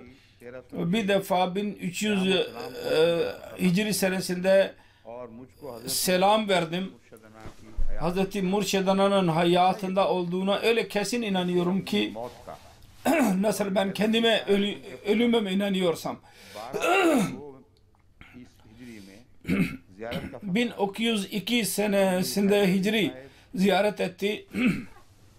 चंद रोज माह बाद इंतकाल कर गया और उनके फजम जिंदा मौजूद हैं Oğlu yaşıyordur, kendisi öldü. Bu zikirden sonra diyor ki ये माह फरवरी 1892 का खत है 1 Şubat 1892 senesinde bu mektup yazılmıştır. अरमगान अहबाब वालिद Armağan-ı Ahbab'ta babam सही हजरत मौलाना Muzaffar Hz. Mevlana Muzaffer Hüseyin'in senediyle rivayet etmiştir ki Syed साहब से ben Hz. Seyyid Bey ile बातें सुनी थी 10 söz duymuştum. Onlardan 9 tane doğru çıktı ve bir tane baki kaldı. Yani gaybub oluşu. कहते हैं जो Delili थी वो मिनवान पूरी हो गई 9 gerisen aynen tamamladı. Fakat ben kendim Hz. Seyyid Bey'den duymuştum. Sonunda kayıp olacak diye beyan etmişti. हैं Diyor ki वालिद साहब मरहूम ने babam बंद के Hazreti Devban'dan sorması üzerine düşüncesini ileri sürmüştü. ने भी इत्तेफाक किया Bu insanlar dahi kabul ettiler. शक नहीं Şüphe yoktur ki Hz. Seyyid Bey bu gibi gaybi haberler beyan etmişti. लेकिन वकू में अब Ancak इत्तिबा है hepsi gerçekleşti mi gerçekleşmedi mi bunların hakkında şüphe vardır. Beyan ettiği konusunda şüphe yok ama acaba aynen oldu mu olmadı mı bu konuda biraz şüphe vardır. Mohammad जाफर साहब खानी Mevlevi Muhammed Cafer Taniseri Sıvane Ahmedi de खत के जो खत इस बात का इजहार किया कि ऐसी भी बहुत रवायतें हैं birçok rivayet vardır ki कि बाद bu Balakot hadisesinden sonra Seyyid Bey'i gördüler. Şüphe yoktur ki şehadet ve gaybubiyet arasında ilk günden beri दो ग्रोह बड़े ihtilaf vardır. İki taife vardır. रोज़े अव्वल से इख्तिलाफ है मगर अब बोध ज़माना के सबब Ancak şimdi zamanın बरस से भी ज़्यादा हो गए 60 seneden zaman gibi zaman geçti. Gaybub düşüncesi गैबूबियत में गैबूबत ख्याल गैबूबत खुद ब खुद लोगों के दिलों से महव होता जाता है insanların kalbinden yok olmaktadır. Küçük eşi Seyyid Bey'in Marka Balakot Savaşı'ndan önce haber vermişti kayıp olacağını. Bütün akrabaları कायल थे gaybubi oluşuna inanıyorlardı. Fakat Pencab ve Hindistan'ın birçok insanı को गलबा देते हैं şehadetinin üstün olduğunu gösterirler. बहस हो रही है यकीन İmkandan bahsediliyor, kesin değil. अगर Eğer साबित हो जाए bu ispat edilirse Yahya Hz. Yahya'nın साबित नहीं öldürülmesi de ispat değil, şüphe içindedir. मशकूक हालात की Ve şüphe içinde olmasının benzerliği Hz. Seyyid Ahmed ile aynı şekilde ispat edilirse अलैहिस्सलाम की Hz. Mesih Madri Aleyhisselatü Vesselam'a muhalefet değil, आपकी ताईद होगी %100 kendisini desteklemek olacak. बयान करते हैं Ve yüce gaye beyan ediyor, onun hakkında bir delil olacak. Eğer öldürülmüşse yine irhas olarak ikisi arasında benzerlik vardır.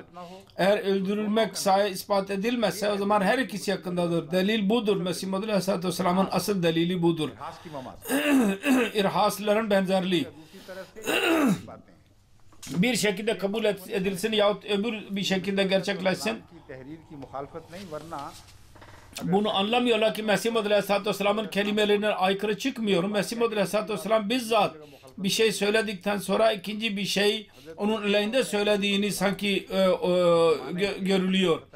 Journal Mesih Maud Aleyhisselam bu zamanın zafere ulaşmış olan bir generalidir. आपके जो हरबे थे Ve savaş, जिहाद में आपने इस्तेमाल cihad yollarında bunları kullandı. करने के नतीजे Onları bilmeyişi neticesinde गैर तो ठोकर खाई birçok insan sendelediler. नहीं समझ सके Bizimkiler dahi sendelediler. और लाहौरी जमात का वजूद Ve Lahori cemaat ortaya çıktı. वही बातें जो नबूवत के मुताबिक आपने एक जगह एक Peygamberlik hakkında bir defa bir yerde beyan etti, başka yerde başka manada beyan etti. बारीक दर बारीक O kadar derindir bunlar. बारीक दर बारीक मतालिब पर मबनी थी कि उनमें एक शोशे का भी कोई इख्तिलाफ Orada zerre kadar bir ihtilaf yoktu. Ancak नजर के देखने वालों zahiri manada görenler o kadar ihtilaf gördüler ki bir cemaat vardır.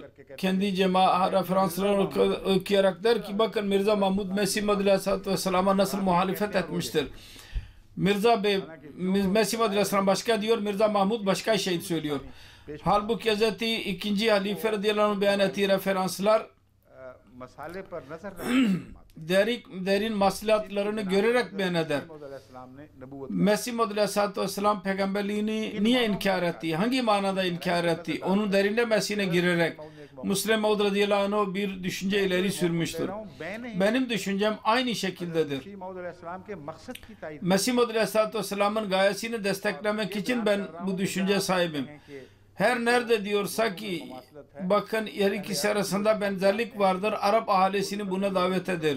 O da öldürüldü, o da örüldü ve irhas olarak başka bir delil ileri sürdüm. Gayem şudur ki irhasın benzerliği söz konusudur, öldürülmesi değil. O zamana kadar amme Müslümanlar her ikisinin öldürüldüğüne inanıyorlardı. लाल के रंग में बाज दफा Ve delil olarak bazen muhatabın musallemlerine bir delil olarak gösterilir. ये बारीक फर्क ना समझने Bu ince farkı anlayamayışı neticesinde bazı kimseler hemen derler ki muhalefet ettin derler. Ibrahim ने तो वक्ती Hz. İbrahim Aleyhisselam हुर्रियतों के पेश नजर maslahat için dedi ki ने कहा ये मेरा खुदा है bu çıkmış olan yıldız benim Rabbimdir. Şimdi el-iyazu billah क्या वक्ती तौर पर आप मुशरिक हो गए थे? gelip geçici bir şekilde müşrik mi olduydu? Bu bir delil şeklidir ve anlatılıyor ki siz onu Allah'a kabul ediyorsunuz. Faraza bu Allah'tır. Bazen muhalifin अकायद को düşüncesini, inancını gelip geçici olarak öyle beyan edilir ki sanki söyleyen ona inançtır ve onun neticesinde bir neticeye varılır. Fakat bundan daha fazla muamele vardır. Mesih Maud Aleyhisselatü Vesselam zamanında Hz. Yahya'nın bazı durumları Syed अहमद के मालूम हुए थे उनमें yahut Hz. Seyyid Ahmet'in olayları भारी पल्ला इसी बात का था yalnız şuydu onlarlarda ki Hz. Yahya dahi şehit oldu Syed अहमद भी शहीद ve Hz. Seyyid Ahmet dahi şehit oldu. Onun için bunu bir delil olarak göstermek asla ispat edemez. मौद अलैहिस्सलाम Ki Mesih Maud Aleyhisselatü Vesselam zamanında kesin olarak Hz. Yahya şehit oldu. Kesin olarak diyor ki hiçbir peygamberin öldürülmesi ispat edilmemiştir. Ben bunu anlatmıyorum bilgi sahibi insanlara. चीजों पर गौर करते वक्त देखा करें Derinlemesine indiğiniz zaman bakınız hangi imkanlar vardır. Çok Mesih Maud Aleyhisselatü Vesselam'ın मसलियत है जंग alemi bir maslahat vardı savaşının. Onu benimseyerek birçok şekilde deliller ileri sürmüştür. Peygamberlik konusunu ve Fatih Mesih konusunu anlatmak için, doğruluğunu ispat etmek için dahi ve bazı kimseler orada tezatlar ortaya çıkar. Mesih Maud Aleyhisselatü Vesselam'ın tezatlar hakkında kitaplar yazmışlardır. कहीं का नहीं छोड़ेगा Bu tezatlar sizi hiçbir berbat edecek. Derin bir hastalıktır bu. Şuna bakmamız lazım. अल्लाह ताला मसीह मौद Allah-u Teala Mesih Maud Aleyhisselatü Vesselam'ın halifesi olarak seçer. Eğer bilgisi az ise de ये बात बहरहाल नामुमकिन है mümkün değil ki o yine de मकासद के Mesih Maud Aleyhisselatü Vesselam'ın gayesi aleyhinde bir söz söylesin ve el-iyazu billah kendi bilgisini göstermek için öyle şey beyan etsin ki Mesih Maud Aleyhisselatü Vesselam doğru değildi, ben doğruyum. Bu lanetlenmiş bir düşüncedir. Az bilmek neticesinde çıkmıştır. Hatta kalp hastalığını gösterir. बीमारी है ये Bu hastalık derin olursa अंबिया के इनकार पर मुंतज peygamberlerini inkar etmeye kadar götürür ve Kur'an-ı Kerim bir yerde bunu beyan etmiştir. अल्लाह और नबियों के दरमियान Allah ve peygamberler arasında ayrım yapanlar, वो उनके खिलाफ ताजील का इजहार है। Allah Teala onlara ceza verecek diyor. Peygamberle Allah arasında kim fark eder? Bir peygamber hakkında derler ki Allah-u Teala'nın kelamına mütezat şeyler söylüyor ve sonra aynı şeyi beyan ederek şimdi o ayeti çıkarın yarın. Peygamberlerle peygamberler arasında tezat çıkarırlar, birbirlerinden ayırmak isterler. Onlar da cahil ve zalim insanlardır. Aynı konu devam eder sonuna kadar. Ve açık kafirler dahi ve münafıklar dahi aynı hareket yaparlar. Ve münafık olmayanlar fakat yüzeysel bilgili olurlar. Kendilerini büyük allame zannederler ve onlar dahi bu hata yaparlar. Münafıklık neticesinde değil, insanı bazen bilgisi aldatır kendisini. Buna rağmen öyle insanlar dahi vardır, takva sahibi ve kibar insanlar. Onlar zahirde bir tezat görürler, istiğfar ederler ve dua ederler. Ve Allah-u Teala bizzat o zor konuları onlara halleder. Yahut kimin tarafında düşünürlerse, belki düşünme konusunda biraz şüphe içindeyse, inkisar bir şekilde, kibar bir şekilde ona dikkatini çekerler. Şuna da bakın derler. Eğer bunu göz önünde bulundurarak karar veriyorsanız Allah-u Teala size karar vermiştir. İlerleyin. Ve Allah-u Teala nasıl isterse yapın. Biz itiraz etmeyiz derler.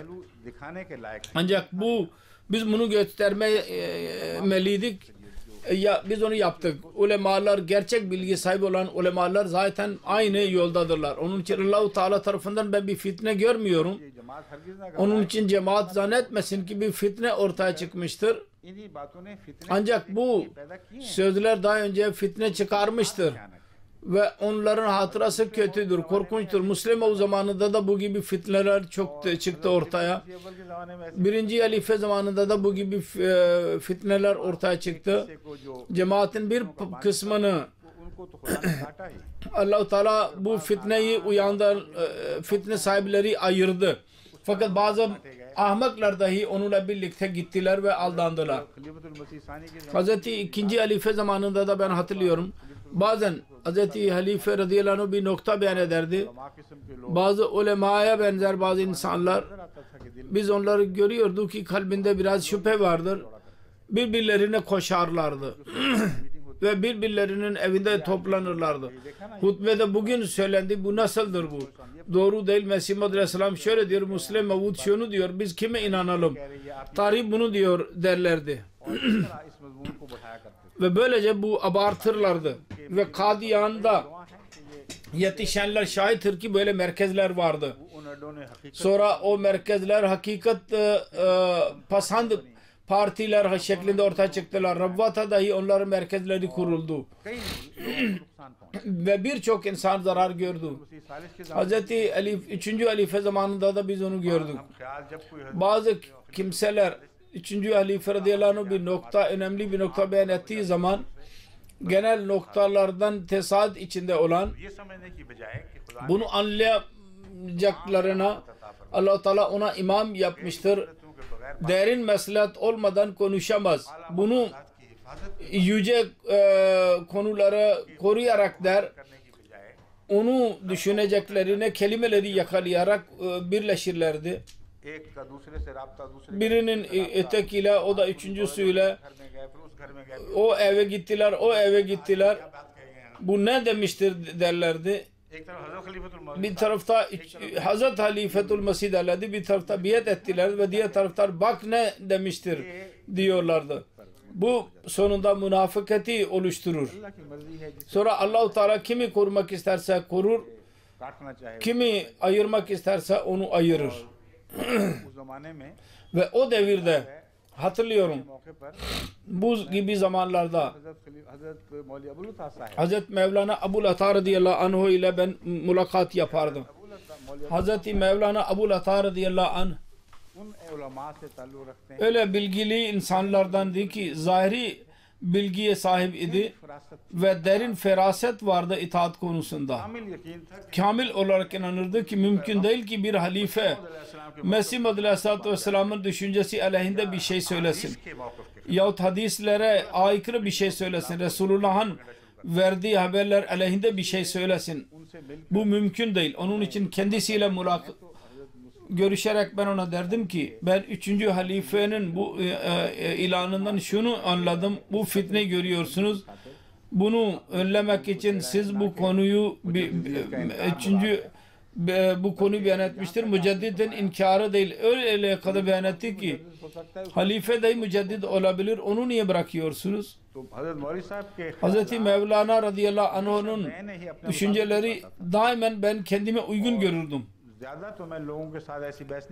Daha fazla ben tartışamazdım. Birisi benimle tartıştığı zaman kendisine mutlaka nasihat ederdim. Ama eğer birisiyle zihinsel olarak irtibat varsa ve onunla konuşuyor isem Mevlana Abul Ata ile konuşurdum. Çünkü diğer bazı yerlerde bazı merkezler idi. Bazı kimseler bunlar elinde teşeddüt halinde idiler. Ve meselenin hal edileceklerine fasılalar daha fazla olmuştu. Öyleydi ki diğer taraftan ikinci merkez halindeydiler. Bu benim için helak edicidir ve çok zarar verendir. Onun için ben bu amareleri görmüyorum. Eliyazu billah öyle merkezler oluştuğunu ben görmüyorum. Fakat mikroplar devam eder, mevcut kalırlar. Eğer onlara işaret edilmezse ve analiz edilmezlerse daima bir tehlike söz konusu olur. Öyle insanlardan bu tehlike olurlar ki onların beyat kabul edilişinin içinde bir kibir olur. Onlar bu konuyu asla anlamadılar. Adem'e secde ne demek idi? Oradan söze gireceğiz. Niye birisi Adem'e secde etsin? Murad şudur ki فَاِذَا نَفَخْتُ ف۪يهَ مِنْ رُوحِ فَقَعُوا لَهُ سَاجِدِينَ Ben ona bir makam verdim. Yani Allah için. İster onu anlayasanız, ister anlayamazsınız, kabul edin. Kibirinizi eğdirin onun önünde. Secde demek budur. Zahiri manada secde demek değil. Tam itaat etmek. Allah rızası için kibirinizi yok edin. Allah-u Teala'nın seçtiği ne mutlaka kendisi bizzat akıl verir, bilgi verir. Onun için Allah rızası için kendi kibirimizi onun önünde eğdirelim. O zaman tam itaat edenlerden olursunuz. Ben biliyorum bazı kimseler biat ederler. Ancak bilginin kibirleri devam eder. Ve halife öyle görürler ki eğer zerre kadar bir nokta öyle beyan ederse ki onların kendi bildikleri noktalara aykırı olursa öyle yardım ederler ki nasıl bir çocuğa insan aferin derse senden beklemiyordum ama ne güzel nokta beyan ettin. İşte benim beyan ettiğim nokta buydu. İşte bu kibir secdesi budur. Zahirde secdedir ama secde değil. Kibir aynen devam ediyor. Ne kadar marifet Allah'tan alarak bir insan halife beyan ederse ondan lezzet almazlar.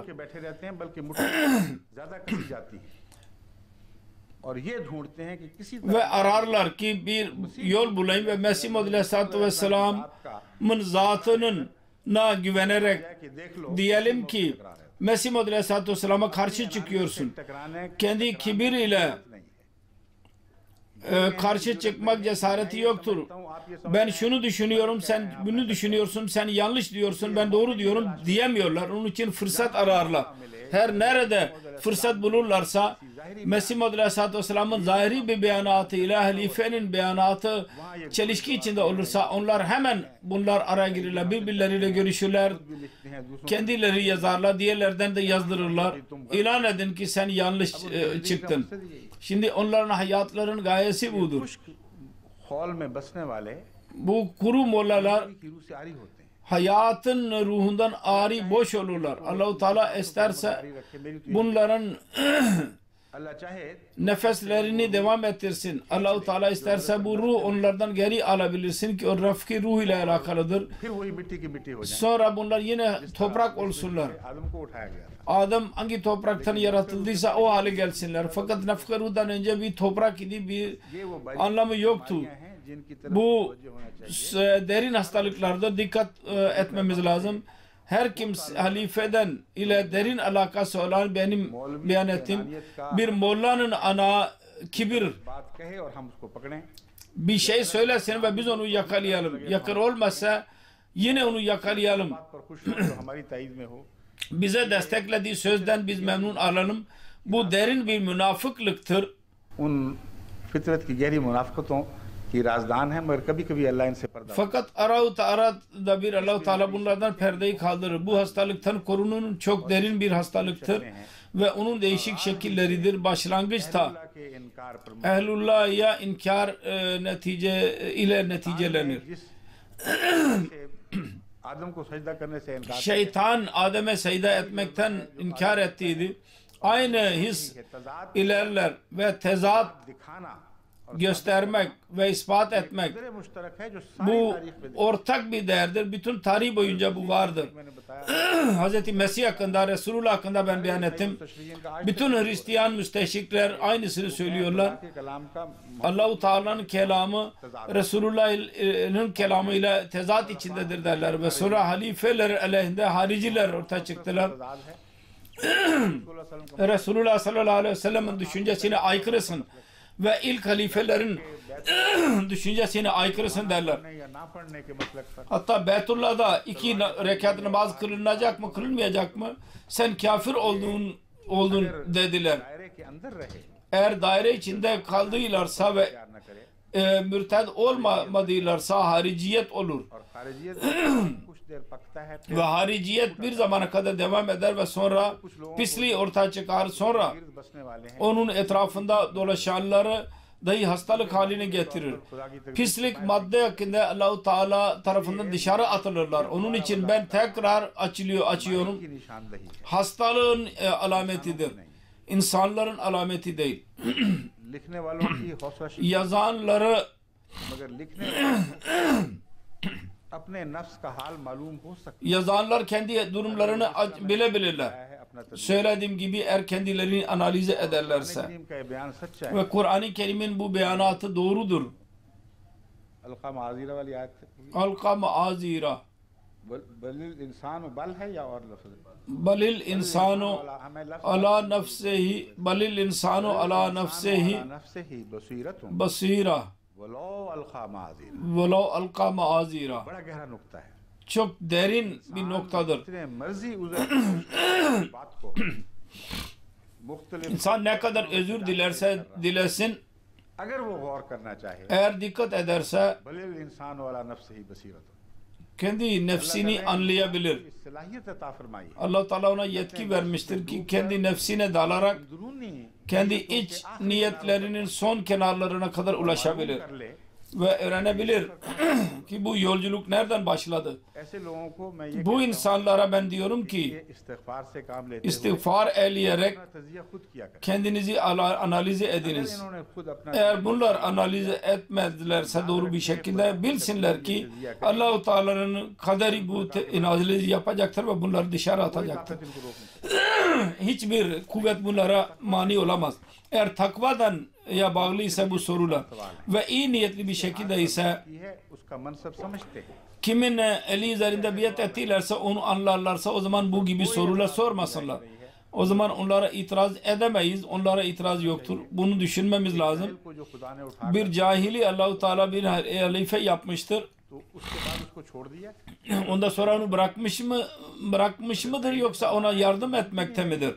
Eğer yardım ediyorsa आका और मौला mümkün değil ki मानी के मुख efendisinin anlamlarına çelişki içinde olsun ve ona delil göstersin. मौत को छोड़ दिया. El yazu billah Mesih Mevdu Allah bırakmıştır demek olacak. कैद शुरू कर दी Ve जिसको खुदा ने नाउज़ुबिल्लाह मिन ज़ालिक के लोगों के ख्याल में bunların düşüncesine göre el yazu billah cahil olmasına rağmen tehlike vardı.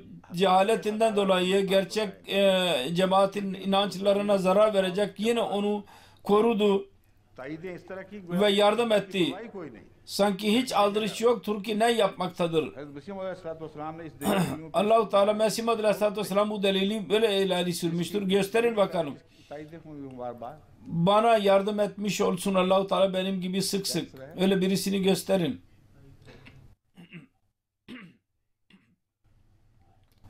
मेरी तरह जिसकी ताईदें हुई हों बार-बार।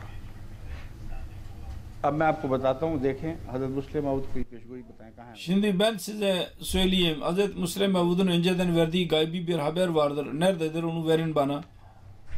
ये इस मौके के लिए इस्तेमाल हो सकती थी, बहुत उम्दा बात थी। मुझे Kullanılabilirdi.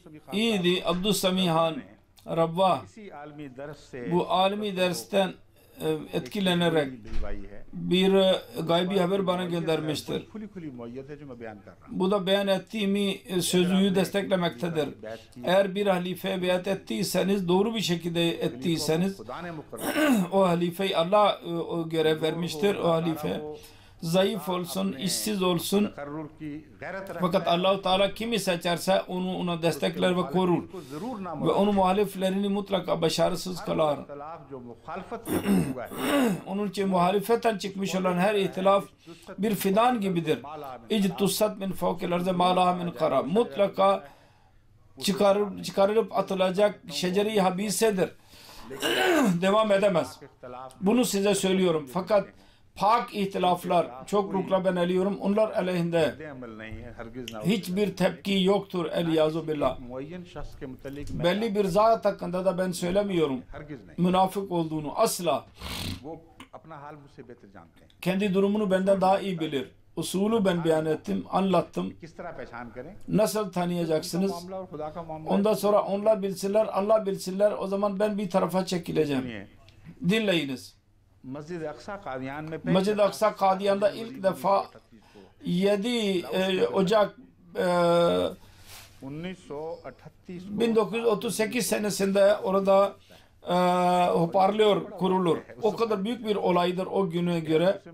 Hz. Müslim Mevud radıyallahu anh इस पर खुतबा देते हैं bir hutbe verir. और उस वक्त Ve o gün मैं 10 साल का था। ben 10 yaşındaydım. इसमें पैदा हुआ हूँ। 1928 senesinin sonunda ben doğdum. Hutbede diyor ki दिन दूर नहीं şimdi o günler uzak değil ki adamın birisi बैठा हुआ bir yerde oturarak bütün dünyaya ders ve tedris beyan edebilecek. अब बताएं Şimdi söyleyin. कि मेरे जैसे जाहिल नादान Benim gibi cahil çocuk orada olması ben onu düşünebilir miydim? Bu çocuk olacak. पेशगोई का Kalkacak ve bu gaybi habere mistak olacak. अभी हमारे diyor हालात ki हमें इस बात की इजाजत नहीं देते। şimdi bizim durumumuz buna izin vermez. सरमाया नहीं। Elimizde fazla para yoktur. दिक्कतें भी हमारे Ve bilgisel zorluklar dahi vardır.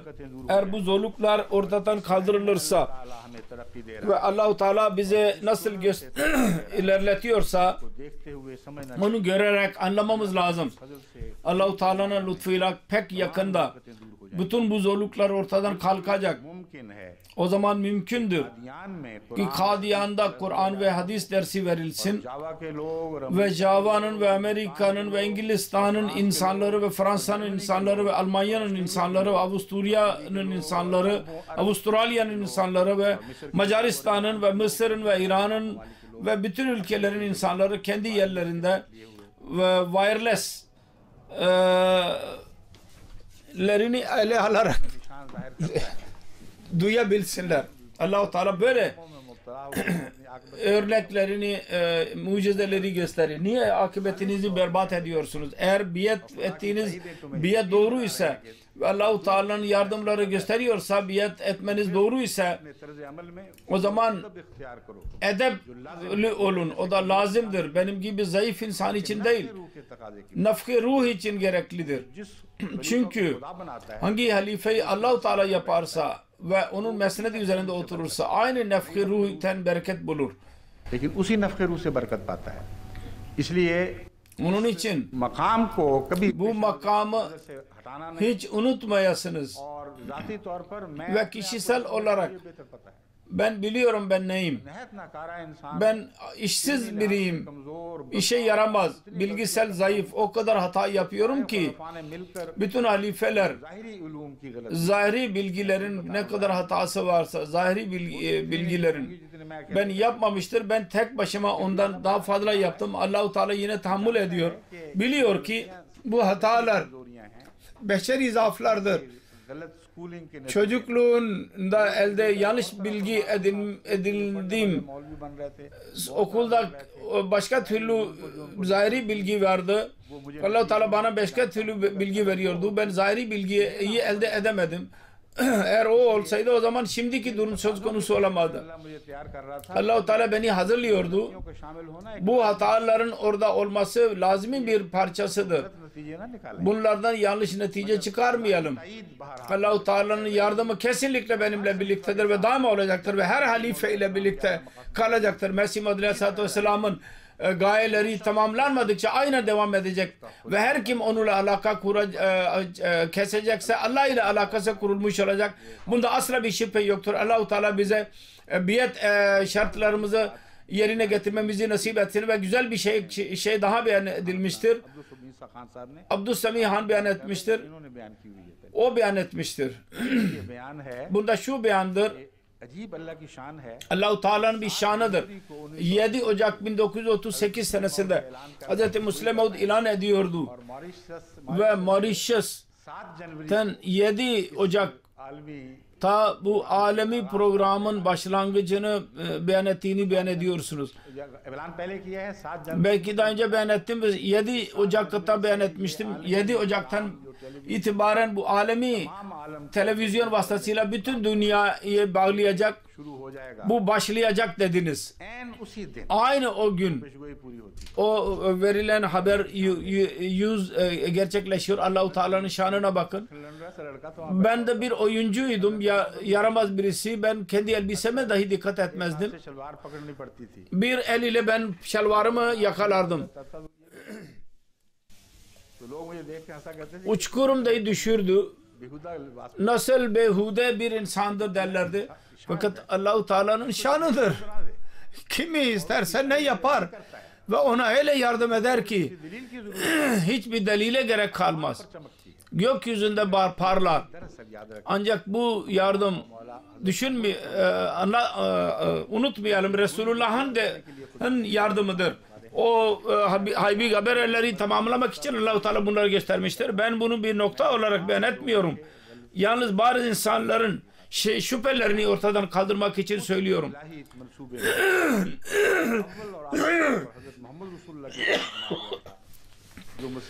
Bu plan ilk ve son olarak Resulullah için hazırlanmıştı.